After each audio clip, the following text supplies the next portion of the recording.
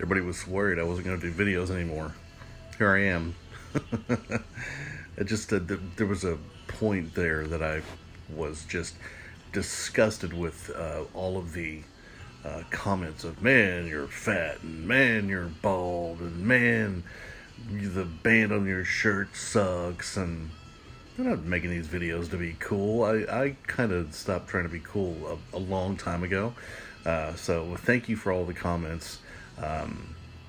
It's sad to me that when I come on and I try to give bands advice, it's like worthy advice. And that's all they can do is go, God, good, you're disgusting, you're ugly. And I mean, we had somebody call me a child molester, and somebody was like, oh my God, you have children, that means somebody had sex with you, that's disgusting, all this I don't need that garbage. So I'm here to talk to people that want to do good things, who want to make something of their band, who want to make something of their music. I'm really not here for your opinion of what I look like. I'm well aware of what I look like. Hey, I know I'm fat and bald. Great, I get it. Thank you for pointing that out for me. These videos are for people who are in bands, who work with me, or that want to work with me, because I want to work with your band. I know that sounds crazy. Hey, Mike, how's it going? Because of course you're going, of course you want to work with my band, because you want us to pay you money. That's why I charge $1 a day. It's not about money, trust me. I wouldn't put the time and effort into this that I do if it wasn't because of the love of music and the love of helping bands. Because I've been there, I've been on the road, I've been in the studio, I've been on the stage, I've been all those places, and I learned a lot of terrible things about the music industry. And I'm trying to keep you from making horrible, horrible mistakes that I made, that a bunch of musicians have made. I'm trying to keep you away from the bad people. I was telling somebody the other day, all I really want to be is like remembered as a guy who inspired bands to really go get it, go get that dream, man. And I can help you do that. That's what I do. But these aren't what I would call sales videos. This isn't a sales pitch. This is just me coming on and talking to you, telling you about the bands that I work with and how I do things, and some ideas on stuff not to do, and some stuff to do. Today, the reason I came on to do this video today is because I have a really controversial topic, and that's Rocklahoma. And it's not just Rocklahoma, it's Rocklahoma, the Carolina Rebellion, it's all of those big music festivals. And when you get a chance to play a music festival, it is an awesome opportunity. Get up there, go have fun. You're going to play in front of more people than you've ever played in front of, most likely, depending on who you are. It's a good experience, and it's a great resume builder to be able to say, hey man, we rocked out the Carolina Rebellion, Rocklahoma, yeah, we were there and we lived through it. That's part of it, just living through it. I've been to a bunch of festivals, not that I played a bunch of them, but getting through, like Wacken in Germany, Wacken in Germany, just as a normal human person, was difficult, much less being in a band, and yeah, so, but here's the thing that I wanted to say about Rocklahoma and Carolina Rebellion and all of those things. Unfortunately, it really doesn't mean much. It is a great resume deal. Hey, we played Rocklahoma. But there are a lot of people out there in the industry who will promise you heaven and earth, and in a lot of cases will take money from bands. Take money. We're gonna get you in Rocklahoma, and they'll curve it on you. They won't mention to you that you're gonna be playing a tent 3 blocks away from Rocklahoma. They will screw you. They'll use these big festivals to screw your bands. And I want you guys to be careful about that when you're going to play these festivals. Make sure you get in writing what you're expecting. And also, at the same time, don't expect the whole world to change after you played a festival, because it's not going to. It's going to be a great opportunity. Like I said, you're going to get to be in front of a bunch of people, but it doesn't mean you're a rock star. It just doesn't. There are a lot of bands that have played big festivals over and over and over and over. They're still doing it. They're still waiting on the dream to happen. And that doesn't mean that they're a bad band. It just means that festivals don't change everything. They just don't. It's cool to do it. I would suggest doing it anytime that you can, but it doesn't change everything, man. You're still a band out there busting your butt trying to do everything you can. Another thing that I would highly suggest, man, if you're going to play a big festival, you now have an opportunity to make an impression on a greater number of people than you normally do, which is why, it's good to play big shows. I'm not against playing big shows. I think a lot of people think that I am because I'm angry at promoters. That has nothing to do with playing the big show. Playing a big show is a great deal. It's a good opportunity.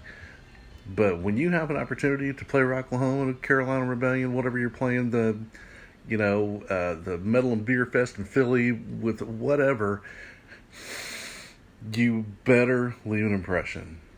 Here's your shot. You've got a bunch of people, and if those people walk away going, then you wasted it. Don't do that. You better make it a show. You better make a statement. You better leave a memory in somebody's head, because that's the only way anything is ever going to happen for you. It doesn't matter where you play or when you play, unless you hit somebody and you make an impression and make a memory for that person, then you've wasted your time. It's the same thing with your music being on the radio. I can take your band's music and I can give it to a bunch of radio stations, and a bunch of radio stations all across the world can play your music all day long, and if nobody likes it and it doesn't leave an impression, who cares? It doesn't make any difference. Excuse me, I'm going to answer something. I'm back. There we go. All right, gang. So listen, like I was saying, it doesn't matter if you're playing like your high school gymnasium, or if you're playing like skating rink. You need to make... Okay, there we go. Okay, back to my original point. A lot of people just played Rocklahoma. Lots of bands out there right now who... And another great thing about playing big festivals is the sale of merch. You can make a ton of money, which is good, because a lot of bands are like, you can't make any money doing this. Yeah, you absolutely can make money doing this. Playing live and selling merch is... Who was it? I read the article the other day. One of the guys from Exodus said that touring bands are now t-shirt salesmen. And that is like the most true statement I've heard in a long time. They're not making money off album sales anymore. They're having to sell shirts to stay alive. So when you're playing a big festival, make sure you've got a ton of merch. I mean, t-shirts, bottle openers, all of that, whatever you need to make. And I've seen bands sell condoms, underwear, earrings, whatever you can get with your name on it.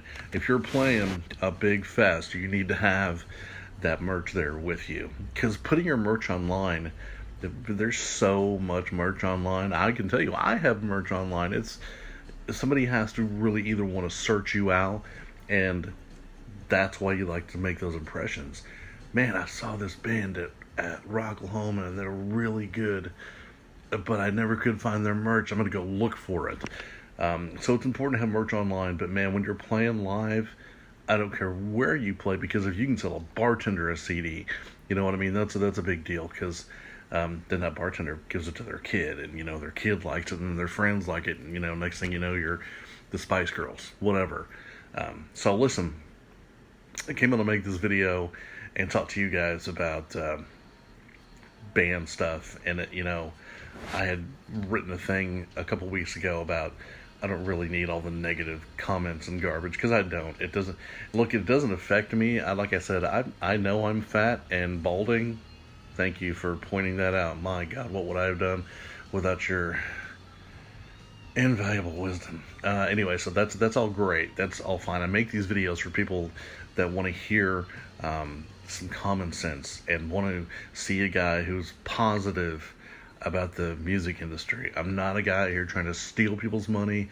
I'm not making promises that you're going to get... That's because that's the biz, man. people will make promises to you to take your money from you, and it's been working for people for I've got to ask Elvis Presley. His manager screwed him blind. It's been working for people for a long time. I'm the opposite of that. I'm completely the opposite of that. I am the guy who charges almost no money and gets you as much as I can, because I want good things for bands. I want bands to realize that their dream isn't just something somebody can use against them to take money from them. That's stupid. It's stupid, and I hate it, and I will always hate it. And I have this is something I want to talk about too. I have so many enemies right here in my home state, my home city. I can't go to a show because the promoters who are screwing people, I told everybody they're screwing you. They're stealing your money. And then listen to this. This is how great my luck is. Well, the bands, they don't like that because the guys that are screwing them are the ones who are getting them the big shows, right? So if I say something against my promoter, even though I know he's screwing me, I'm not going to get to open for the big bands anymore. So the promoters have this whole like grasp on the shows, so the bands won't dare say anything, even though a lot of them have come to me in the underground, in the back door, and said they can't stand the promoters, but they have to do it for business. But the rest of the bands and the promoters and all the promoters, the people that worked for the promoters, because he was giving them all the money he was stealing, they all want to kill me. Literally kill me. I'll be glad to show you guys some pictures, some emails sometimes. I have put my safety on the line to do this. I really could give a crap about how cool the people on Facebook think I am. I believe in what I'm doing enough that yeah, I've got people with a bullet with my name on it, and that's cool, man. They've been telling me since 2014 they were going to end me. I heard that so many times. We are going to end you once and for all. And here I am. We're still doing it. And the bad thing about it is that one of the reasons that they don't like me is because I'm successful at what I do, and that makes me a threat. That's why there are a lot of PR companies out there who don't like me either.